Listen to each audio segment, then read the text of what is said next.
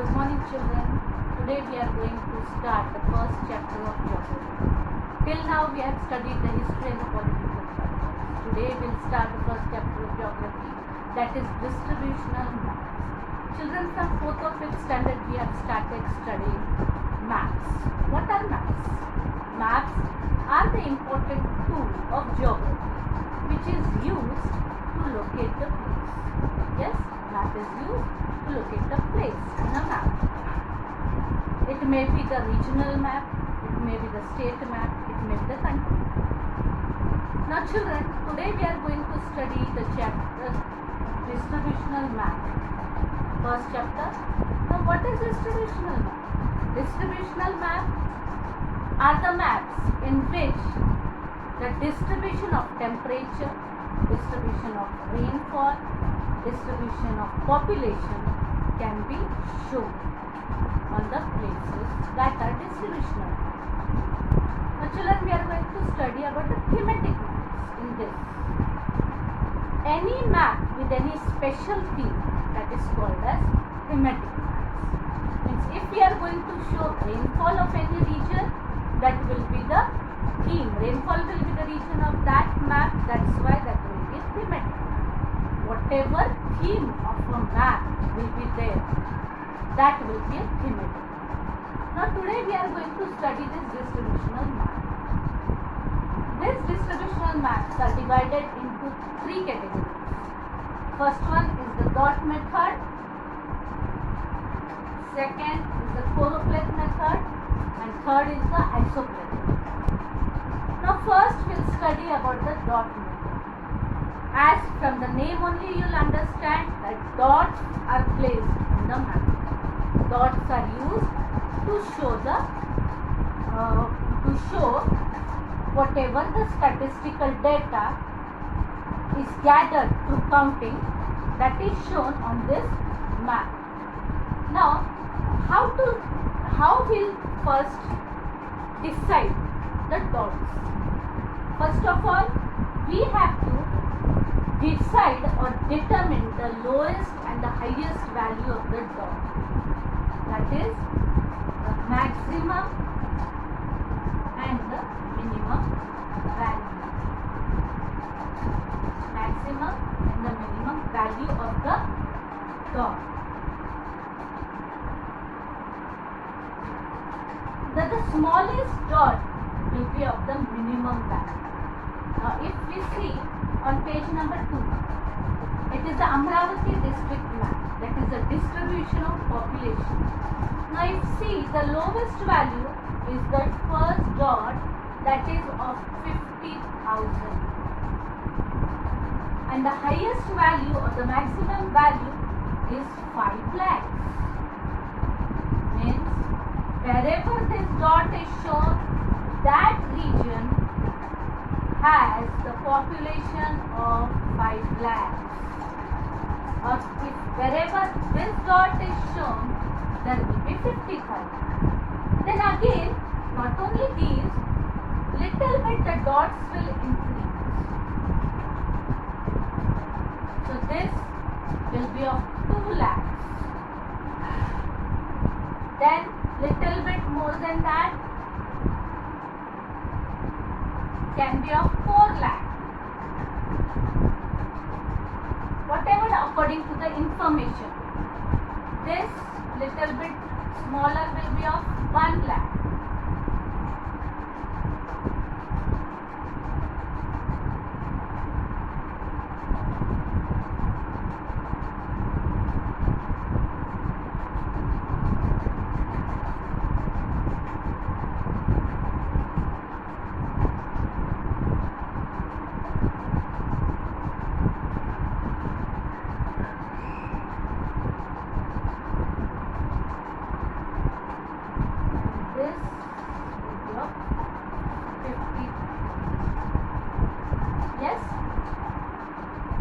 Children, whenever we have to show the whatever the distribution of population is there, if we see in this map, we will see that here the biggest dot is given in the Amravati district or city, we can say.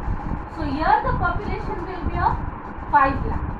But wherever you see the small dots, that will be of 50,000. Now this dot is there, Achalpur, this is of 2 lakhs. As the sizes vary, the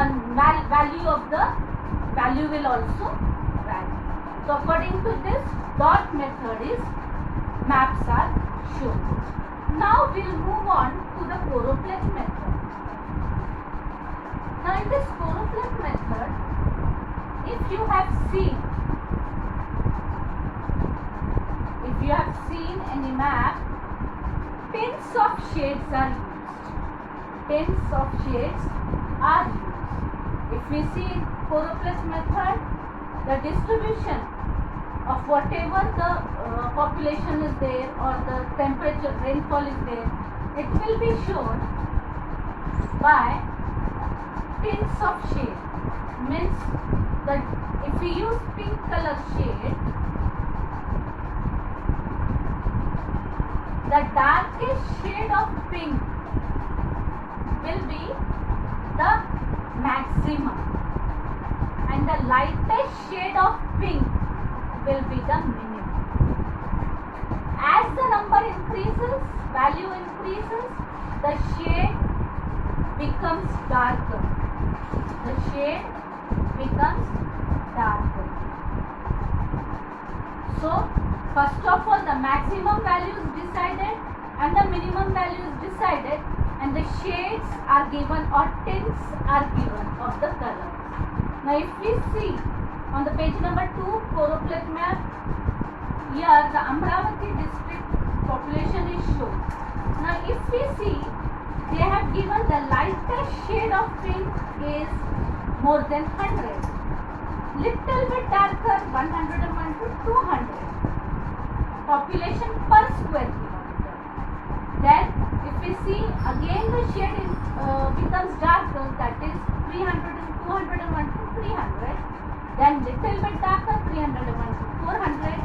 And again, the darkest shade is given, that is more than or less than 400. So, in this way, the population distribution is shown in choropleth. Now children, in this we have seen that maximum or minimum value are decided in the dot method and choropleth method. But it is different in isopleth method. I think so you have studied isopleth maps before also. And you have studied the isobar and isotherms. Now, what are these isotherms or isobars?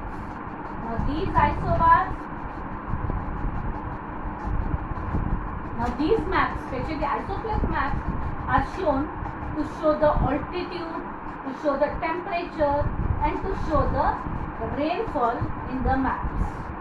Now, with the help of some lines of equal value are shown that is used in isopleth method with the same value. So the distribution that are isolines, that are called as isolines. Means if a place has 25-degree temperature and the A place, and if B place also has 25-degree temperature, so this will be shown as this way on the map. I mean the same temperature or same altitude will be, two places will be joined by two lines. If we see on the map on the 4th page, Amravati district, that is average annual rainfall, we see that the average rainfall which has fallen in the Amravati district, now if we see here, this is 900. So this place and this place has same rainfall. That's why it is shown in this way. Isolines are used. Now here, this place has the highest rainfall, 1300. Now see, the values are given for the shades, and after that again lines are used. So these isolines are used to show places having the same number or same value of rainfall, altitude, or whatever we are going to temperature we are going to show. Now children, in this some part by the state government has been given for self-doing of the children, and these questions have to be solved by the students in the notebook by themselves for internal marks. Now please take it on. First page, make friends with maps. So take that and you have to solve in the notebook. Next, second page also, whatever map is given, questions related to that have to be done by students. Next, page number 5, paragraph 1, related questions to the map, make friends with map. That also you have to solve in the notebook by your own. Now children, till now we have studied these maps, and if you have any doubt you can ask me. Now children, geographical field view. Little bit we will study about this geographical field view. As we know, geographical field visit, whatever field visit is arranged for the study of geography is a geographical field visit. Now geographical concepts and elements can be directly experienced through field visit, and we can understand that. Now with that, with field visits are extremely useful for understanding the correlation between human and environment. Now how we'll prepare for field visit? What we'll do? First of all, before going to the field visit, we'll decide the place and the purpose of the visit. For what aim we are going to visit this place. Yes, what aim we are going to visit this place. Now, after that, we'll study the location and the route map of that place. Then we'll decide, we'll see the distance, then the transport route, then what means of transport we are going to use to reach there, then how much duration will be needed to go gather all the information and come back. So all these things had to be planned ahead or before. So with the help of teachers, students should prepare a questionnaire for this. Now selection of the study area. How will decide the selection of the study? Geographical field visit is organized for study of various elements. For example, physical landforms, river banks, dams, coastal area, tourism sites, offices, museums, which are related to geographical elements. Then villages, forest areas, etc. Now elements should be selected after studying the local conditions, and necessary permission letters have to be obtained. Before going, we have to see if that place needs a permission letter for our entry. So we have to get that permission letter. Now before going to a field visit, we should carry notebook, specimen, questionnaire. What is a questionnaire? Questionnaire are the questions formed by us for what we are going to ask the questions to that local people or to the officer in that area. Then pen, pencil, scale, tape, compass, bag for collecting samples. Soil samples can be there, plant samples can be there, maps, camera, etc. So what precautions we should take before going to field visit? First of all, we should ensure our safety and other things, others during the field visit. We should obey whatever the instructions are given by the teachers that we should follow. We should not speak to any unknown person there, and we should not leave our teacher wherever we are going. We should be with our teacher and with our homemates or classmates. We should try to understand the local circumstances by conversing with the people.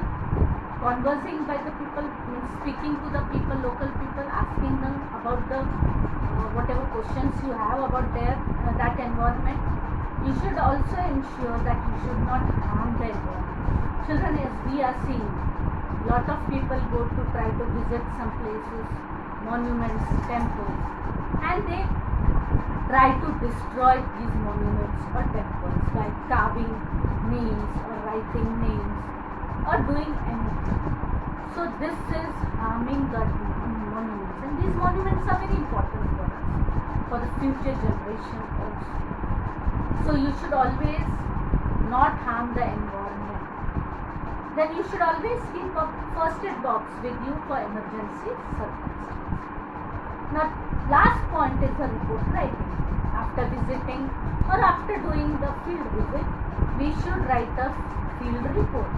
And how we should write the field report, what points should be added are as follows. That first of all we should write the introduction, then the location map and route map, the physiography of that place. Physiography means the landforms, whatever landforms you saw there, that is physiography. Then climate of that place, population of that place, environmental problems and measures, then land utilization, and last will be the conclusion. And children, you can also add photographs of that place in that field report. So children, in this chapter we have studied about the distributional map, and now you complete your exercises of history.